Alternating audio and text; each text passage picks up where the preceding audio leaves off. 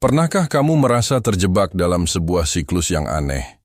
Setiap bulan, begitu penghasilan mendarat di rekening, rasanya seperti ada hitungan mundur tak terlihat yang langsung dimulai. Belum sempat kamu menyusun rencana besar, uang itu seolah menguap begitu saja. Dicabik oleh harga-harga yang meroket, mulai dari makanan di dapur, bahan bakar untuk kendaraan, hingga tagihan listrik yang terus membengkak. Di saat yang bersamaan, ada kewajiban bernama pajak yang selalu siap menagih bagiannya. Rasanya, jerih payahmu diserbu dari segala penjuru. Di depan, ada monster tak kasat mata bernama inflasi yang menggerogoti nilai uangmu diam-diam. Di belakang, ada sistem pajak yang secara legal mengambil porsinya. Belum lagi dari sisi kanan dan kiri, ada cicilan dan kebutuhan tak terduga yang selalu mengintai. Ini bukan sekadar perasaan khawatir. Ini adalah realitas finansial yang sedang kita hadapi. Data menunjukkan dengan jelas bagaimana inflasi, sang pencuri senyap itu, secara perlahan tapi pasti melumpuhkan kekuatan belanja kita. Coba bayangkan, sejumlah uang yang tahun lalu bisa memenuhi keranjang belanjamu hingga penuh. Hari ini mungkin hanya cukup untuk mengisi setengahnya. Nominal di rekeningmu boleh jadi tetap sama, tapi nilainya sudah terkikis tanpa kamu sadari. Lalu, mari kita bicara tentang pajak. Ini bukan untuk menyalahkan sistem, karena negara memang berjalan dari sana. Pajak membangun infrastruktur dan layanan publik yang kita nikmati. Namun, dari sudut pandang keuangan pribadimu, pajak adalah sebuah variabel yang wajib diperhitungkan.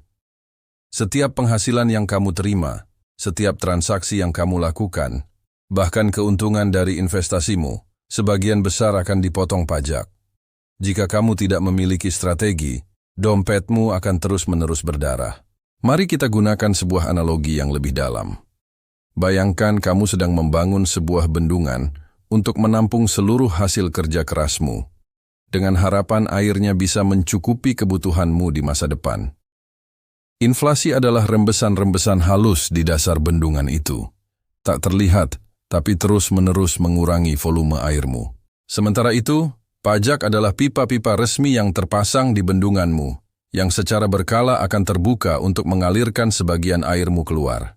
Jika kamu hanya fokus mengisi bendungan tanpa pernah menambal rembesan atau mengelola aliran keluar dari pipa itu, maka jangan heran jika suatu saat bendunganmu kering kerontang tepat di saat kamu paling membutuhkannya. Ini bukan teori ekonomi yang rumit, ini adalah kenyataan pahit yang dialami oleh jutaan orang. Oleh karena itu, percakapan kita hari ini adalah tentang bagaimana membangun sistem pertahanan yang kokoh untuk melindungi asetmu dari dua serangan simultan ini.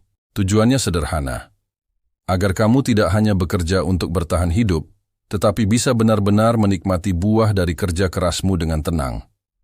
Langkah fundamental pertama adalah membangun benteng pertahanan di sekeliling keuanganmu. Kesalahan fatal yang sering dilakukan banyak orang saat menerima gaji adalah menumpuk semua dana di satu rekening tunggal. Mereka berpikir, nanti juga bisa diatur. Sebuah optimisme buta yang seringkali berakhir dengan penyesalan di akhir bulan.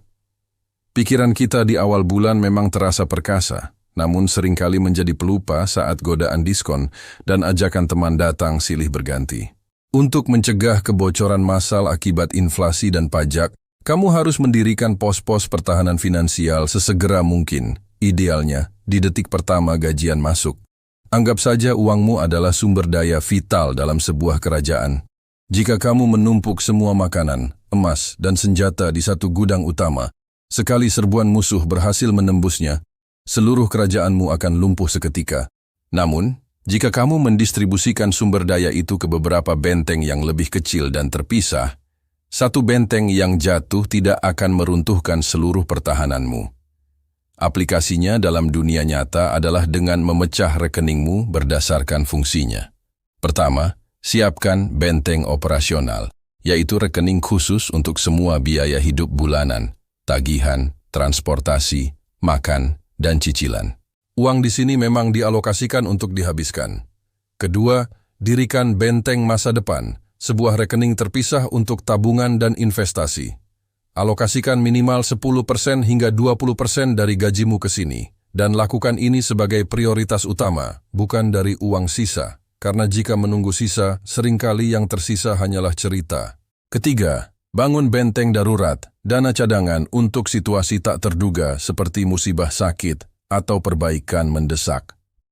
Tanpa benteng ini, kamu akan terpaksa merobohkan benteng masa depanmu setiap kali ada masalah.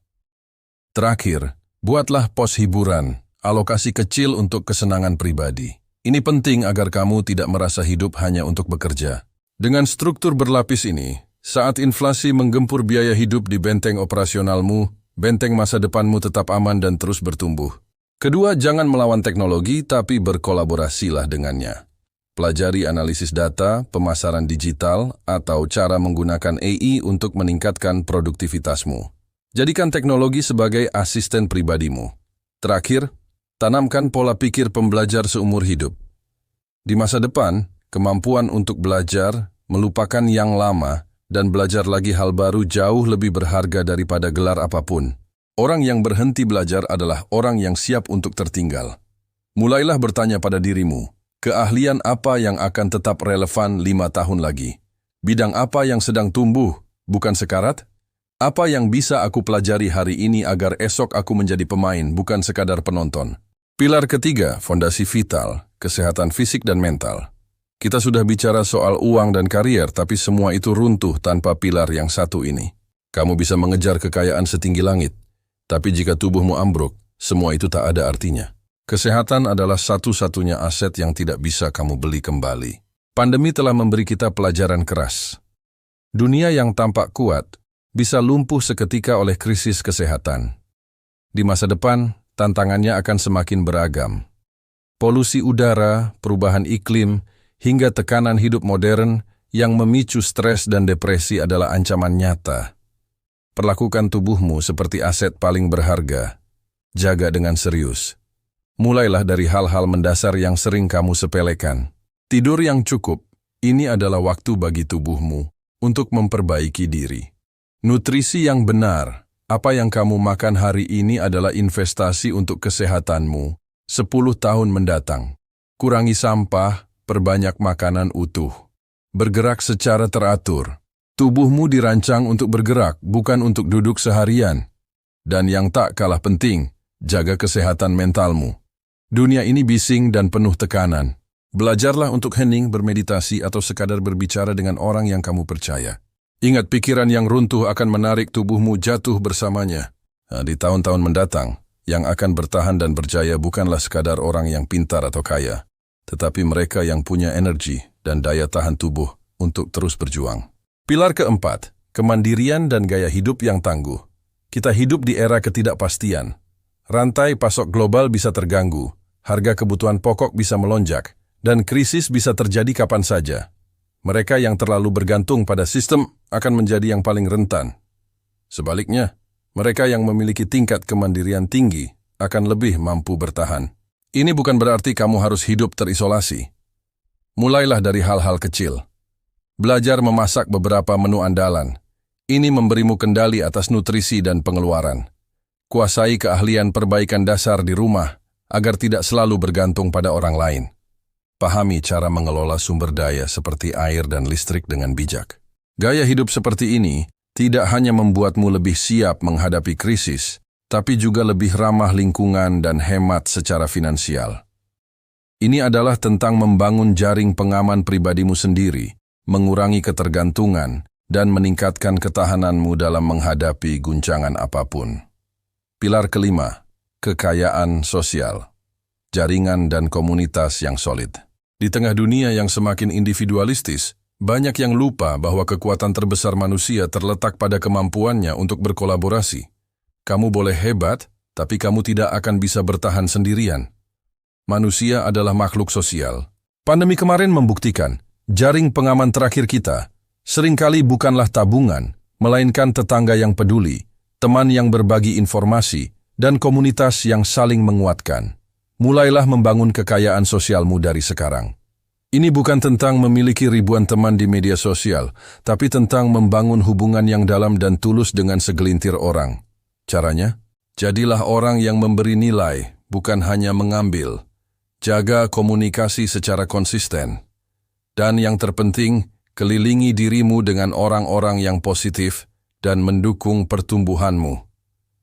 Komunitas yang kuat adalah tempatmu berbagi beban saat berat dan merayakan kemenangan saat berhasil. Di masa depan, kekayaan sosial ini akan sama berharganya dengan kekayaan finansialmu.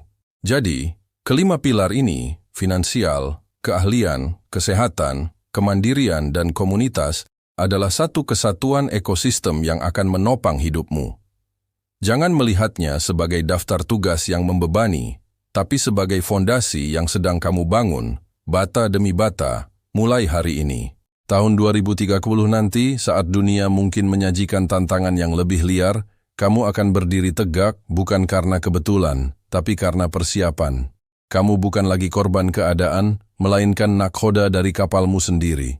Pertanyaannya bukan lagi siap atau tidak, tapi mau mulai kapan? Masa depan tidak menunggu, dan keputusan ada di tanganmu.